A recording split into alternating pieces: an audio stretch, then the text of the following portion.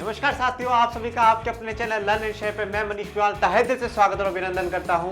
मेरे प्यारे बच्चों, मैं उम्मीद करता हूं कि आप सभी अपने घरों में होंगे, सुरक्षित होंगे, आपको और अपनों का पूरा अच्छे से ध्यान रख रहे होंगे और आपके अपने परिवार के साथ लर्न एंड शेयर के साथ जी जान लगाकर अपने उज्जवल भविष्य के लिए मेहनत करोगे। तो दोस्तों, आज फिर से एक नए जोश के साथ, एक नए जुनून के साथ और एक नए अध्याय के साथ मैं आप लोगों के बीच में आ चुका हूं।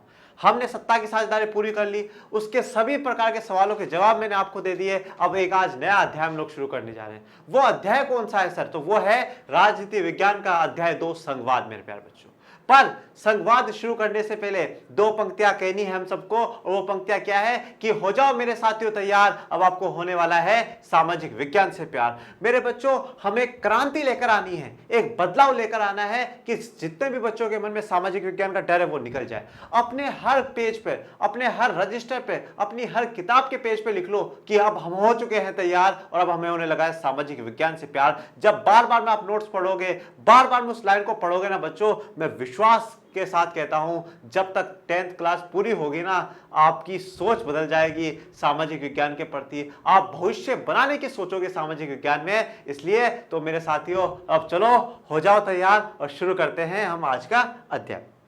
तो हम सत्ता की साझेदारी कर चुके हैं, बहुत अच्छे से करी, सवालों के जवाब मिल गए, सब कुछ हो गया। अब दूसरा अध्याय है संघवाद। संघवाद क्या होता है, कैसे होता है, ये सब कुछ जानेंगे। तो राजनीति विज्ञान, संघवाद और आज का हमारा पहला लेक्चर। ये देखिए किस प्रकार से भारत के चारों तरफ हाथों से भारत को लोगों ने रखा है। अब सबसे पहले जो शुरुआत करेंगे वो संघवाद से ही करेंगे। मैंने आपको कहा है कि जो चैप्टर का जो नाम होता है, जो अध्याय का नाम होता है, उसमें आधा अध्याय छुपा हुआ होता है। तो सबसे पहले हम संघवाद को ही समझ लेते हैं कि ये होता क्या है। अगर हम इसको समझ लेंगे तो क्या होगा कि हमारे जो दिमाग में कंफ्यूजन रहता है, जो डाउट रहता है, वो मेरे प्यारे बच्चों निकल जाता है। आगे बढ़िए। सबसे पहले संघीय शासन व्यवस्था में सर्वोच्च सत्ता केंद्रीय प्राधिकार और उसके विभिन्न आनुषंगिक इकाइयों के बीच बट जाती है। देखो, संघीय शासन व्यवस्था में सर्वोच्च सत्ता केंद्रीय प्राधिकार, केंद्रीय प्राधिकार, केंद्रीय प्राधिकार का मतलब क्या होता है? Central authority. और सेंट्रल अथॉरिटी मतलब जो सबसे बड़ी है, जो सबसे ऊपर है। सेंट्रल अथॉरिटी कौन होती है मेरे प्यारे बच्चों? केंद्र सरकार। कौन होती है? केंद्र सरकार। कौन होती है? केंद्र सरकार। सबसे बड़ा कौन होता है? केंद्र सरकार होती है। क्यों? क्योंकि तो पूरे देश को चला रही है। ये बात हम पिछले के अध्याय में जान चुके हैं।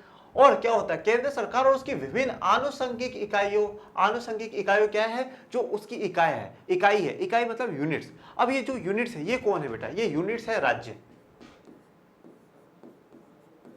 जितने भी राज्य हैं वो सारी हैं, तो वहां की जो सरकारें हैं वो। अब इन्होंने क्या बोला है, जब संघीय शासन व्यवस्था जब हम अपनाते हैं तो संघीय शासन व्यवस्था में क्या होता है? केंद्रीय प्राधिकार मतलब केंद्र सरकार और उसकी विभिन्न आनुषंगिक इकाई, मतलब तो देश की विभिन्न अलग अलग राज्य हैं, उनकी सरकारों में क्या होगा? बट जाता है। क्या बट जाती है? जो पावर है, जो सत्ता है, वो बट जाती है। तो क्या हो रहा है संघीय शासन व्यवस्था में? केंद्र सरकार में और राज्य सरकारों में क्या करा जा रहा है? पावर को बांट दिया जाता है, सत्ता को बांट दिया जाता है। और जो बांट दिया जाए उसे हम लोग क्या कहते हैं? संघवाद कहते हैं। यहां तक भी दिक्कत आई, कोई बात नहीं, एक और परिभाषा लेते हैं, बिल्कुल आसान शब्दों वाली परिभाषा लेते हैं। संघीय व्यवस्था शक्तियों के विभाजन के सिद्धांत पर आधारित है। किस पर आधारित है? शक्तियों के विभाजन। शक्तियों का हमने विभाजन कर दिया ना भाई, इतनी शक्ति केंद्र सरकार के पास और इतनी इतनी शक्ति क्या है? राज्य सरकार के पास। जब ऐसा हो कि केंद्र सरकार के पास और राज्य सरकार के पास बराबर की शक्तियां हो तो क्या होता है? वो संघवाद होता है, संघीय व्यवस्था होता है। तो क्या है? संघीय व्यवस्था शक्तियों के विभाजन के सिद्धांत पर आधारित है, जो कि केंद्र और राज्यों को अपने अपने क्षेत्र में स्वतंत्र रूप से कार्य करने में सक्षम बनाता है। हम लोगों ने क्या देखा था पिछले अध्याय भाई? बेल्जियम में क्या करा? केंद्र सरकार अपना काम कर रही है और राज्य सरकार क्या है? अपना काम कर रही है। दोनों स्वतंत्र है, दोनों आजाद है। राज्य सरकार अपना काम करेगी, उसमें केंद्र सरकार कुछ नहीं बोलेगी, और जब केंद्र सरकार जो अपना काम कर रही है उसमें राज्य सरकार कुछ नहीं बोलेगी। तो दोनों बिल्कुल अलग है, दोनों बिल्कुल स्वतंत्र है और दोनों अपने अपने हिसाब से क्या है? काम कर सकते हैं। और जब ऐसा होता है तो उसे हम क्या कहते हैं? संघवाद कहते हैं। और जो देश ऐसी व्यवस्था अपनाए उसे संघीय देश कहते हैं, संघ देश हम उसे कहते हैं। अब देखिए, यहां देखिए, अब ये जो आपको इमेज दिखाई दे रही, ये क्या है? एक तराजू की इमेज है। पर सर तराजू से यहां क्या है? तराजू से हमने क्या दिखाया है? एक तरफ केंद्र सरकार और दूसरी तरफ राज्य सरकार, दोनों बराबर है। ठीक है, कोई बड़ा कोई छोटा नहीं, दोनों बराबर है, दोनों के पास बराबर की शक्तियां होती है, दोनों के पास बराबर की ताकत होती है। ठीक है, ये अपना काम करते हैं, ये अपना काम करते हैं, ये इनके काम में कुछ नहीं बोलेंगे, ये इनके काम में कुछ नहीं बोलेंगे। तो संघवाद क्या होता है मेरे प्यारे विद्यार्थियों? जब केंद्र सरकार और राज्य सरकारों के बीच में शक्तियों का विभाजन हुआ हो, शक्तियों को बराबर दे दिया जाता है, तो उसे हम क्या कहते हैं? संघवाद कहते हैं। अब आगे बढ़ते हैं। अब देखिए, संघीय शासन व्यवस्था में कितने स्तर होते हैं सर, कितने प्रकार की सरकार होती है? तो वहां पर संघीय शासन व्यवस्था में 2 या 2 से अधिक स्तर हो सकते हैं, परंतु अभी हम सिर्फ और सिर्फ मुख्य 2 स्तरों के बारे में ही पढ़ेंगे। पहला है केंद्र सरकार और दूसरा है राज्य या प्रांतीय सरकार। केंद्र सरकार के बारे में जानते हैं। एक सरकार पूरे देश के लिए होती है जिसके जिम्मे में राष्ट्रीय महत्व के विषय होते हैं। देखो, एक सरकार पूरे देश के लिए होती है। भाई आज हमारे मोदी जी की सरकार, वो भारत की सरकार है, भारत सरकार है, वो पूरे केंद्र की सरकार, पूरे देश की सरकार है। ठीक है, वो क्या है? पूरे देश की सरकार है। तो क्या है? एक सरकार जो पूरे देश के लिए हो, जिसके जिम्मे में, मतलब जिसके हक में, जिसके पास कुछ राष्ट्रीय महत्व के, जो ऐसे मुद्दे जो पूरे राष्ट्र के लिए महत्व होते हैं, ऐसे मुद्दे पे क्या काम करना है? केंद्र सरकार को काम करना है। आज बताओ, पाकिस्तान हम पे अटैक कर दे, आक्रमण कर दे, पाकिस्तान उधर से गोलियां चला रहा है, तो क्या मोदी जी पूछने आएंगे राज्यों से कि भाई मैं गोली चला के जवाब दूं या ना दूं? राष्ट्रपति साहब पूछने आएंगे क्या गोली चला के जवाब दूं ना दूं? हमें जवाब देना है। ये काम हमने केंद्र सरकार को दे दिया। इस पे राज्य सरकारें कुछ भी नहीं बोल सकती, न कोई बात करेगी, न और कुछ करेगी। ये काम किसका है? केंद्र सरकार का है। तो जो राष्ट्रीय महत्व, जो पूरे देश के लिए इंपॉर्टेंट काम होते हैं, वो किसके हाथ में करेगी? केंद्र सरकार के हाथ में। आगे बढ़ते हैं। फिर राज्य सरकारें क्या करेंगी सर? राज्य या प्रांतीय सरकारें क्या करती है मेरे प्यारे बच्चों? राज्य शासन की दैनिक कामकाज देखती है, जो अपने राज्य में जो दैनिक कामकाज होते हैं वो देखती है। ठीक है, जैसे मैंने आपको पहले भी उदाहरण दिया है कि पुलिस का उदाहरण। अब पुलिस क्या काम करेगी, कैसे काम करेगी, पुलिस की भर्ती कैसे होगी, पुलिस में हमें किसको लेना है, किसको नहीं लेना, ये काम सबके राज्यों के। ठीक है भाई, बंगाल की पुलिस कैसी ड्रेस पहनती है, ठीक है, यूपी की पुलिस कैसी ड्रेस पहनती है। ठीक है, ये जो चीजें हैं ये किसके हाथ में? राज्य सरकारों के हाथ। तो अब यहां पर क्या है? इसमें केंद्र सरकार आके कुछ नहीं बोलेगी कि भाई तुम ऐसा करो, बिल्कुल भी नहीं। और यहां पर क्या है? राज्य सरकार आके कुछ नहीं बोल सकती। मतलब दोनों के पास क्या है? बराबर है, दोनों बिल्कुल सेम टू सेम, ये अपना काम करेंगे, ये अपना काम करेंगे। आई बात यहां पर समझ में? आगे बढ़ते हैं। नोट, बहुत ही महत्वपूर्ण बात है। महत्वपूर्ण बात यह है कि सत्ता के दोनों स्तर की सरकारें अपने अपने स्तर पर स्वतंत्र होकर काम करती है। यह बात मैंने भी आपको समझाई है ना कि भाई दोनों सरकारें क्या है? स्वतंत्र है, बिल्कुल अपने स्तर पर स्वतंत्र है। पूरे देश के लिए जो भी काम होगा केंद्र सरकार अकेली करे, कोई भी राज्य उन्हें रोक नहीं सकता। और पूरे अगर अपने राज्य के लिए कोई काम करना है तो उसे केंद्र सरकार नहीं रोक सकती। आज मोदी जी नीतीश कुमार को जाके बिहार में ये नहीं बोलेंगे भाई तू ये काम कर या मत कर, पर जो उसके राज्य का काम है वो वही करेगा, वो मोदी जी की भी नहीं सुनेगा। और मोदी जी के जो काम है, जो केंद्र सरकार का काम है, वो किसी राज्य के मुख्यमंत्री की भी नहीं सुनेंगे। मतलब क्या है? दोनों अलग अलग है, अपने स्तर पर काम कर रही है, बढ़िया काम कर रही है, कोई डिस्टर्बेंस नहीं, मजा चल रहा है, जैसा कि बेल्जियम में हुआ था। अब आगे बढ़ते हैं। एकात्मक शासन व्यवस्था। अब शब्द को समझो। एकात्मक, एक क्या है? एक ही है। जहां पर एक ही व्यवस्था हो, एक ही शासक हो, वो क्या होती है? एकात्मक शासन व्यवस्था। और परिभाषा से समझते आ जाओ। एकात्मक शासन व्यवस्था में शासन का एक स्तर होता है और बाकी इकाइयां उसके अधीन होकर काम करती है मेरे प्यारे बच्चों। अब यहां पर क्या है कि क्या है? एक ही स्तर होता है। और एक स्तर कौन सा है? वो एक स्तर कौन सा है मेरे प्यारे बच्चों? वो एक स्तर है केंद्र सरकार। वो एक स्तर कौन सा है? केंद्र सरकार। जहां पर एकात्मक शासन व्यवस्था है वहां पर क्या है? सबसे सुप्रीम कौन है? केंद्र सरकार है। ठीक है, और बाकी जितनों भी कोई राज्यों की अगर सरकारें वहां पर मौजूद है तो वो केंद्र सरकार के अधीन है। वो उनको राज्यों को केंद्र की बात माननी पड़ेगी। राज्य केंद्र को कुछ ही नहीं कह सकते, पर केंद्र राज्यों को बहुत कुछ कह सकती है, उनसे कुछ भी काम करवा सकती है। तो सबसे सुप्रीम कौन होता है एकात्मक शासन व्यवस्था में? केंद्र सरकार। एकात्मक एक ही है तो एक कौन है? सबसे सुप्रीम केंद्र सरकार है। अभी जो यहाँ पर आपको मानचित्र दिखाया जा रहा है, इस मानचित्र में जितने भी ब्लू रंग से भरे हुए हैं वो सारे देश कौन से हैं? एकात्मक शासन व्यवस्था वाले देश। वहां पे क्या है? एकात्मक शासन व्यवस्था चलती है। सबसे सुप्रीम जो होती है वो एक ही सरकार होती है, वो होती है केंद्र सरकार। और बाकी जितने ग्रीन वाले दिख रहे हैं वो सारे क्या है? संघीय शासन व्यवस्था वाले देश हैं। अभी हम भारत की चर्चा नहीं करेंगे, तो इसलिए भारत के बारे में मत देखना कि वो कौन सा देश है।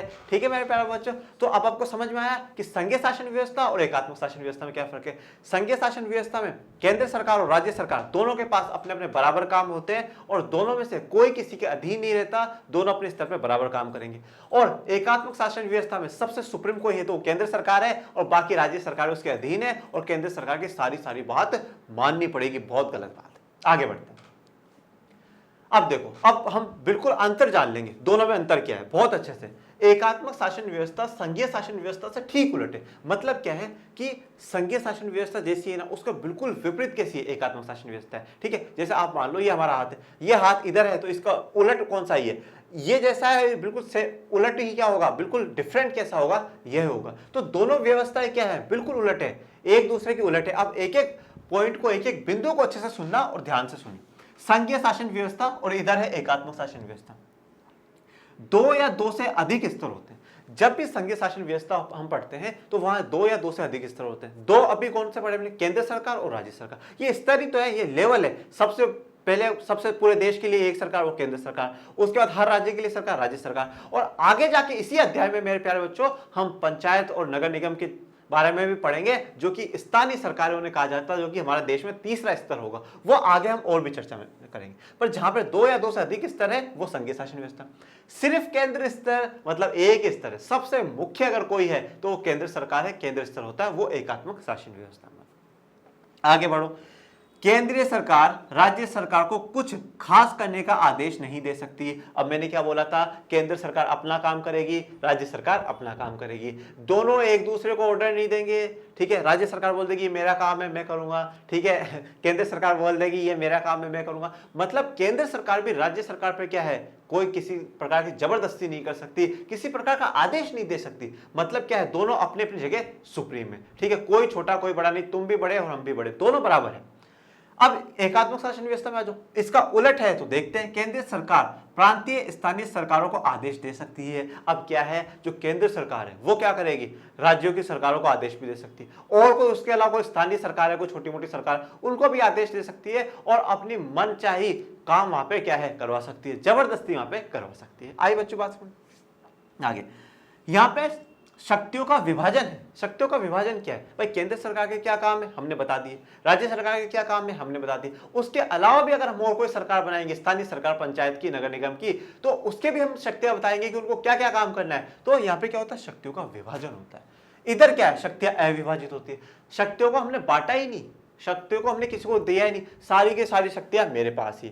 आज मैं लंच बॉक्स लेकर आऊं और वो सारा का सारा लंच बॉक्स मेरे पास ही रख लूं, तो उसको तो हमने बांटा ही नहीं ना बच्चों। और इधर क्या करा, लंच बॉक्स को बांट बांट के सबको दिया है, बराबर सबको दिया है। यहाँ पे क्या है, किसी भी प्रकार की कोई भी शक्ति बांटी नहीं की। क्यों, क्योंकि सारी की सारी शक्तियां केंद्र सरकार के पास ही है। ठीक है बच्चों, आगे दोहरी नागरिकता।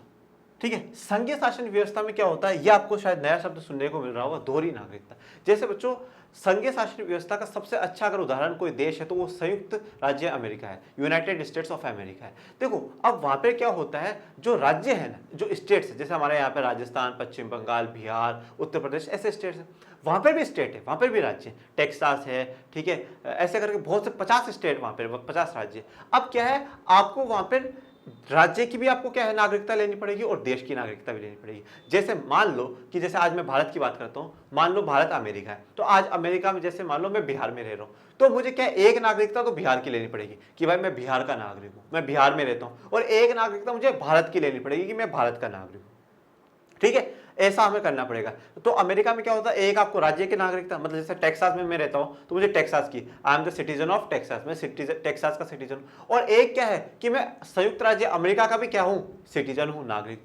तो यहाँ पे आपको क्या है, दो दो नागरिकता मिलेगी, एक नहीं दो दो नागरिकता आपको लेनी पड़ेगी। इधर क्या एक हरी नागरिकता ही होती है, यहाँ पे सिर्फ और सिर्फ एक ही नागरिकता मिलेगी। वो नागरिकता किसकी होगी, देश की नागरिकता होगी। जैसे कि भारत का, मैं भारत का नागरिक हूं, वो पूरे देश की मिलेगी। आपको अलग अलग राज्यों की नागरिकता लेने की जरूरत नहीं है मेरे बच्चों। तो यहां तक आपको पूरा अच्छे से समझ में आया। इसका सबसे बड़ा उदाहरण संयुक्त राज्य अमेरिका है, इसका भी बहुत से उदाहरण पर चीन को आप ले सकते हैं उदाहरण के रूप में। यहां तक की बात आपको समझ में आ गई। अब देखिए संघीय शासन व्यवस्था, ये देखिए ये जो बाइडेन है, कौन है, जो बाइडेन है, जो अभी हाल ही में क्या बने हैं, अमेरिका के राष्ट्रपति बने। और ये क्या है, मीटिंग कर रहे हैं किसके, जो राज्य के वहां के हेड है, वहां के जो गवर्नर होते हैं राज्य के, उनसे क्या मीटिंग कर रहे हैं और उनको एक बात कह रहे हैं, हम साथ साथ हैं, मतलब हम साथ साथ हैं, तुम मुझे छोड़ के मत जाना, मैं तुम्हें छोड़ के नहीं जाऊंगा, हम एक है, ठीक है। तुम अपने काम पे ध्यान देना, मैं अपने काम पे ध्यान दूंगा, पर रहना साथ साथ, क्योंकि छोड़ के मत जाना। हमारा क्या है, ये परिवार है, ये टूटना नहीं चाहिए। तो संघीय शासन व्यवस्था में क्या होता है, ये सब साथ साथ होते हैं बच्चों, और परंतु इनकी क्या है, अपनी अपनी शक्तियां अलग अलग होती है। आगे आ जाओ, एकात्मक शासन व्यवस्था, ओहो इनको कौन नहीं जानता भाई, पर ये तो कह रहे हैं सिर्फ मैं ही बाहुबली हूं, मुझसे कोई नहीं जीत पाएगा, मुझे किसी की जरूरत नहीं है, ना मुझे राज्यों की जरूरत है ना किसी की, मैं बाहुबली हूं, मैं ही सारे काम करूंगा, और मेरी बात नहीं मानी तो तुम जानते हो मैं क्या कर सकता हूं। तो ये क्या होता है, एकात्मक शासन व्यवस्था पर होता है। संघवाद हमने समझा, उसके स्तर हमने समझे, संघीय और एकात्मक में हमने फर्क समझा। अब एक बहुत बड़ा और बहुत प्यारा सवाल आप लोगों के दिमाग में उठता है, और वो सवाल ये है कि सर हमारा भारत, हमारा प्यारा सा भारत कौन सी शासन व्यवस्था को अपनाता है, हम संघीय शासन व्यवस्था है या हम एकात्मक शासन व्यवस्था है। यह हमारा भारत का मानचित्र है, अलग अलग राज्यों से, रंग बिरंगे राज्यों से, और पूरा एक देश बनाया हुआ है, ठीक है। तो ये हमारा देश कौन सी शासन व्यवस्था है सर, ये आप हमें बताओ। अब मेरे प्यारे बच्चों देखो, कोई भी राजनीति का जो भी जवाब सवाल होगा हमारा, उसका जवाब एक ही दस्तावेज दे सकता है, और वो दस्तावेज है हमारा भारत का संविधान। तो हमने क्या करा, भारत के संविधान को खोला, और मैं भारत का संविधान देखकर आया कि भाई मैं बच्चों को बताना है कि हमारा देश कौन सी व्यवस्था अपनाता है। तो अब देखते हैं, अब भारत के संविधान ने क्या बोला। भारतीय संविधान में दोनों शासन व्यवस्थाओं, एकात्मक शासन व संघीय, दोनों का सम्मिश्रण। मतलब क्या है, हम में कुछ ऐसे गुण हैं जो क्या है, संघीय व्यवस्था के भी हैं, और कुछ ऐसे गुण भी हैं जो एकात्मक व्यवस्था के। ऐसा क्यों करा हमने, हमने इसलिए करा कि जो संघीय व्यवस्था की अच्छी बातें वो भी दे दो, और जो एकात्मक व्यवस्था की बातें वो भी दे दो। मतलब हम बेस्ट बनना चाहते हैं, ठीक है। हम इधर इधर के नहीं, हम तो बेस्ट बनेंगे, तुम्हारे अच्छे गुण हम ले लेंगे और तुम्हारे भी अच्छे गुण हम ले लेंगे, तुम्हारी बुराइयां तुम्हें छोड़ देंगे, तुम्हारी बुराई तुम्हें छोड़। मतलब बेस्ट चीज क्या करा भारत के संविधान ने देशवासियों को दी है। अब कौन कौन से गुण है सर वो बताओ। देखो, संघीय शासन व्यवस्था में शक्तियों का विभाजन था ना, शक्तियों का विभाजन है ना, केंद्र सरकार और राज्य सरकार दोनों बराबर थी, वो शक्तियों का विभाजन है। हमारे संविधान ने भी बताया कि केंद्र सरकार क्या क्या काम करेगी और राज्य सरकार क्या क्या काम करेगी। तो हमने शक्तियों का विभाजन करा है या नहीं करा बच्चों, करा है सर। संविधान को सर्वोच्चता, ये बात तो मैं पहले वीडियो से बोलता आ रहा हूं कि संविधान सबसे ऊपर है, संविधान सबसे सुप्रीम है। और पिछले वीडियो में भी मैंने कहा था क्या है, विधायिका, कार्यपालिका और न्यायपालिका और मीडिया अगर चार स्तंभ है लोकतंत्र के, तो इनकी छत भारत का संविधान है, और वही क्या है, सबसे सुप्रीम है। तो संघीय शासन व्यवस्था में क्या होता है, संविधान सबसे सुप्रीम होता है। हमारे यहाँ पर भी स्वतंत्र न्यायपालिका है, हमारे यहाँ पे जो न्यायपालिका है, न्यायपालिका क्या होती है, जितने भी देश में सारी अदालत है उन सबको हमने न्यायपालिका बोले। सुप्रीम कोर्ट हो, हाई कोर्ट हो, जिला कोर्ट हो, कोई सा भी कोर्ट हो, कोई सा भी न्यायालय हो, वो सबके सब स्वतंत्र है। स्वतंत्र का मतलब क्या है सर, आज सुप्रीम कोर्ट है जो स्वराज्य न्यायालय है, उसको प्रधानमंत्री की सुनने की जरूरत नहीं है कि मैं क्या करूं क्या नहीं करूं, वो अपने आप काम करेगा, जो सही होगा वो बताएगा। उनको राष्ट्रपति साहब की सुनने की जरूरत नहीं है, उन पर मतलब न्यायालय पे कोई दबाव नहीं बना सकता, ना राष्ट्रपति, ना प्रधानमंत्री, ना मंत्री, ना जनता, कोई भी नहीं बना सकता। ये स्वतंत्र न्यायपालिका है, अपने हिसाब से काम करी। ये गुण ऐसे हैं जो हमने कहां से लिए, संघीय शासन व्यवस्था से लिए, ठीक है। अब जो गुण हमने एकात्मक शासन व्यवस्था से लिए वो देखो, एक हरी नागरिकता। हमारे देश में तो एक ही नागरिकता मिलती है ना, आप बिहार में रहो, राजस्थान में रहो, आप उत्तर में रहो, दक्षिण में रहो, चाहे पूर्व में रहो, चाहे पश्चिम में रहो, पर आप कहां के नागरिक कहलाते हो मेरे प्यारे बच्चों, भारत के नागरिक कहलाते हो। आप भी भारत के नागरिक हो, मैं भी भारत का नागरिक हूं। और हमारे संविधान के प्रथम पेज में क्या कहा गया, हम भारत के लोग। तो हम सब भारत के लोग हैं, राज्यों के नहीं, हम सब भारत के ही लोग हैं। और आपने आधार कार्ड भी देखा होगा कि मैं भारत का नागरिक हूं, तो हम भारत के नागरिक, एक ही नागरिकता मिली है। केंद्र और राज्यों के लिए एक ही संविधान है। अब देखो बच्चों क्या होता है, जहां जहां पे संघीय शासन व्यवस्था होती है ना, वहां पर क्या होता है, पूरे देश का संविधान अलग होता है और हर राज्यों का संविधान अलग होता है। जैसे कि अमेरिका में आप टेक्सास राज्य में रहते हो तो वहां का संविधान अलग है, और पूरे देश का संविधान है वो अलग है। फिर और दूसरे राज्य का संविधान है वो अलग है, पूरे देश का संविधान अलग है। मतलब वहां पे संविधान भी दो दो चलते हैं, पर हमारे यहाँ पे क्या है, एक ही संविधान है, भारत का संविधान। उस भारत के संविधान में लिखा है केंद्र क्या करेगा, राज्य क्या करेगा, कौन कौन से राज्य हैं, कौन कौन से नहीं। तो ये सारी बातें एक ही संविधान में हम लोगों ने लिख दी। आगे, शक्तियों का बंटवारा केंद्र के पक्ष में है। किसके पक्ष में है, शक्तियों का बंटवारा केंद्र के पक्ष में। मतलब हमारे यहाँ पे क्या है, भारत में कुछ जो शक्तियां है, ज्यादा शक्तियां हमने किसको दी, केंद्र सरकार को दी, राज्य सरकार को भी दी है, ऐसी बात नहीं कि राज्य सरकार को हमने शक्तियां नहीं दी, पर केंद्र सरकार को कुछ ज्यादा शक्तियां दी। अब क्यों दी है, तो देखो भाई, आप मेरी तो बात मानोगे नहीं, तो इसलिए मैंने तो क्या करा, मैं तो ऐसे इंसानों के विचार लेकर आया हूं जिनकी बात आपको माननी ही माननी पड़ेगी, क्योंकि वो ऐसे लोग हैं जिनकी बात तो पूरी दुनिया मानती है, तो हम भी मानेंगे। ठीक है, आगे बढ़ते हैं, विद्वानों के विचार। अब ये महर्षि कौन है, ये महापुरुष कौन है, तो पहले पढ़ो फिर जानो। देखिए, अब ये कौन है, ये के एम मुंशी साहब है। कौन है, के एम मुंशी साहब। ये संविधान सभा में थे, ये प्रारूप समिति में थे, संविधान बनाने में इन्होंने अपना योगदान दिया। तो इन्होंने क्या कहा है कि हमने देश में केंद्र सरकार को ज्यादा शक्तियां क्यों दी है, उसका जवाब इन्होंने दिया है, तो वो पढ़ते हैं। तथ्य यह है कि भारत के महान दिन वे थे जबकि देश में शक्तिशाली केंद्रीय शक्ति थी। अब इन्होंने क्या कहा है कि देश के सबसे अच्छे दिन कब थे, जब केंद्र सबसे शक्तिशाली था, जब पूरे देश को एक राजा चलाता था, वो दिन सबसे अच्छे थे। ठीक है, क्यों, क्योंकि कोई भी बड़ा एक्शन, कोई भी बड़ा डिसीजन लेना होता था वो अकेला ले लेता था, उसको किसी से पूछने की जरूरत नहीं पड़ती थी, वो हमारे अच्छे दिन थे। पर क्या हुआ, और सबसे बुरे दिन वे थे जब केंद्र को प्रांतों की शक्ति द्वारा कमजोर किया जा रहा था और उसकी अवज्ञा हो रही थी। और सबसे बुरे दिन कब थे, जब हमने क्या करा कि राज्यों को भी उनकी शक्तियां दे दी, और राज्य क्या कर रहे थे, केंद्र की बात सुन ही नहीं रहे थे, सब अपनी अपनी मनमानी कर रहे थे। फिर विदेशियों ने क्या करा, हम पे आक्रमण कर दिया और हम लोगों का बहुत बड़ा नुकसान कर दिया। तो के एम मुंशी साहब ने यही बात कही है कि हमारे सबसे अच्छे दिन तब थे जब हमारी केंद्र मजबूत था। ठीक है, जब एक सरकार के हाथ में सारी शक्तियां थी, और सबसे बुरे दिन वो थे जब हमने राज्यों के हाथ में शक्तियां दे दी, फिर वो हमारे केंद्र की बात ही नहीं मान रहे, फिर लोगों ने आक्रमण करा, हमारे देश को लूटा, बर्बाद कर दिया। ऐसी बात किसने कही, के एम मुंशी साहब ने। इसलिए इन्होंने कहा है कि हमने केंद्र सरकार को ज्यादा शक्ति इसलिए दी है कि क्या रहे, देश मजबूत बना रहे। और हम इतिहास क्यों पढ़ते हैं, इसीलिए तो पढ़ते हैं कि हमें पता चले हमारे इतिहास में क्या क्या गलतियां हुई हैं। आज अगर पहले पता नहीं होता कि इतिहास में क्या गलती हुई तो हम कैसे केंद्र सरकार को ज्यादा शक्तियां देते हैं बच्चों। ठीक है, चलो अभी बात, यहां तक की बात सब बहुत बढ़िया, पर अभी भी दिमाग में एक सवाल है कि भारत संघीय व्यवस्था है या एकात्मक व्यवस्था। तो आखिरी तक मजा बना रहना चाहिए बच्चों। इसीलिए अब क्या है, हम औरों की बात जानेंगे और विद्वानों की भी बात सुनते हैं।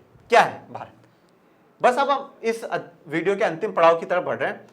भारत एक अर्ध संघीय देश है, केसी वेयर साहब ने कहा है। क्या है, अर्ध संघीय देश है। भाई संघीय देश तो सर हमें समझ में आ गया, जहां पे केंद्र और राज्य सरकार के पास क्या हो, बराबर की शक्तियां। अर्ध मतलब क्या है, आधा। ये केसी वेयर साहब ने कहा है कि भारत क्या है, आधा तो एकात्मक देश है और आधा संघीय देश है। अब ये बात, अब ये केसी वेयर साहब हैं कौन, ये वैसे तो ऑस्ट्रेलिया के विद्वान है, पर इन्होंने काफी समय अपना इंग्लैंड में बिताया है, तो इसलिए, और संविधान के मामले में काफी ज्ञानी आदमी थे। तो इन्होंने भारत का संविधान जब बना तब कहा कि भारत तो क्या है, एक अर्ध संघीय देश है, मतलब आधा तो संघीय है और आधा एकात्मक है। पर हम इनकी बात क्यों माने साहब, ये तो विदेशी है, हम तो अपनों की बात मानेंगे। हमने जैसे के एम मुंशी साहब की बात मानी, तो हम अपनों की बात मानेंगे। तो हम अब अंतिम पड़ाव की तरफ और अंतिम निर्णय की तरफ बढ़ते हैं। ये है हमारे बाबा साहब अम्बेडकर, जिन्हें हम संविधान का निर्माता कहते हैं। अब इन्होंने क्या कहा है वो सुनना बहुत जरूरी है। संघवाद का मुख्य गुण संविधान द्वारा केंद्र और राज्यों के बीच विधायी और कार्यपालिका शक्तियों के विभाजन में निहित होता है। इन्होंने क्या बोला, इन्होंने बोला है कि संघीय व्यवस्था का या संघवाद का सबसे इंपॉर्टेंट फीचर क्या है, सबसे मुख्य गुण क्या है कि उसमें शक्तियों का विभाजन हो। विधायी शक्तियां मतलब किन किन चीजों पे कानून बना सकते हो, और कार्यपालिका शक्तियां किन किन चीजों को लागू कर सकते हो। ऐसे जो गुण हैं वो हमने क्या करा है, संविधान में दिए। इन्होंने बोला है कि संघवाद का मुख्य गुण यही है कि केंद्र और राज्यों के बीच क्या हो, विधायी और कार्यपालिक शक्तियों के विभाजन हो। वो बात हमने क्या है, संविधान में रखी है। हमारे संविधान ने बताया है कि केंद्र सरकार की किन चीजों पे कानून बना सकती है और किन किन को लागू कर सकती है, राज्य सरकार किन किन चीजों पे कानून बना सकती है, किन किन पे लागू कर सकती है। तो ये बात तो हमने संविधान में डाली। हमारे संविधान में इस सिद्धांत को अपनाया गया है। तो उन्होंने क्या कहा, हमारे भारत के संविधान में इस सिद्धांत को हम लोगों ने अपनाया, संविधान सभा ने अपनाया है। अतः यह कथन असत्य है कि राज्यों को केंद्र के अधीन रखा गया है। तो ये कहना चाहते हैं कि हमने राज्यों को केंद्र के अधीन नहीं रखा, राज्य भी अपनी जगह पावरफुल है और केंद्र सरकार भी अपनी जगह पावरफुल, दोनों को अपने अपने काम भी बताएं। तो इसलिए इन्होंने ये की बात किसने की, डॉक्टर भीमराव अंबेडकर साहब ने कही है। तो अब आखिरी में एक निष्कर्ष क्या निकलता है सर, निष्कर्ष यही निकलता है मेरे प्यारे बच्चों, अतः भारत एक संघीय शासन व्यवस्था वाला देश है। और क्यों है? क्योंकि इतना जो हमने पढ़ा है विद्वानों के विचार इन लोगों ने कहा है तो इन्होंने बिल्कुल गलत नहीं कहा होगा, बिल्कुल सही ही बात रखी होगी। तो अब अगर आपसे कभी भी कोई पूछ ले मेरे प्यारे विद्यार्थियों कि भारत कौन सी शासन व्यवस्था को अपनाता है, तो आप अगर उसे डिटेल में समझाते हो तो इस प्रकार समझा देना, और बिल्कुल एक शब्द में कहना चाहते हो तो कह देना कि भारत क्या है? संघीय शासन व्यवस्था वाला ही देश है मेरे प्यारे बच्चों। ठीक है, तो संघवाद हमने जाना कि केंद्र और राज्य सरकार के बीच में बराबर की शक्तियां होना। फिर संघीय में 2 स्तर होते हैं, केंद्र सरकार, राज्य सरकार, उनके बारे में जान लिया। ठीक है, उसके बाद हम लोगों ने एकात्मक शासन व्यवस्था, फिर दोनों में अंतर जाना, फिर भारत ने कौन कौन से गुणों को अपनाया वो जाना, और फिर फाइनली भारत एक कौन सा देश है? भारत एक संघीय शासन व्यवस्था वाला देश है मेरे प्यारे विद्यार्थियों। तो ये हमारा क्या था? आज का वीडियो लेक्चर था जिसमें हमने संघवाद का लेक्चर 1 कंप्लीट करा। अब मेरे प्यारे बच्चों, इस वीडियो से रिलेटेड अगर आपको किसी भी प्रकार की कोई भी परेशानी रही हो तो आप मुझे कमेंट बॉक्स में कमेंट करके जरूर पूछें। अच्छा लगा हो तो उत्साहवर्धन बढ़ाए, अच्छे कमेंट करें और हमारा उत्साहवर्धन बढ़ाए। और क्या करें? आपके अपने चैनल को लाइक करें, शेयर करें, सब्सक्राइब करें और मन लगाकर पढ़ते रहें। Thank you sir.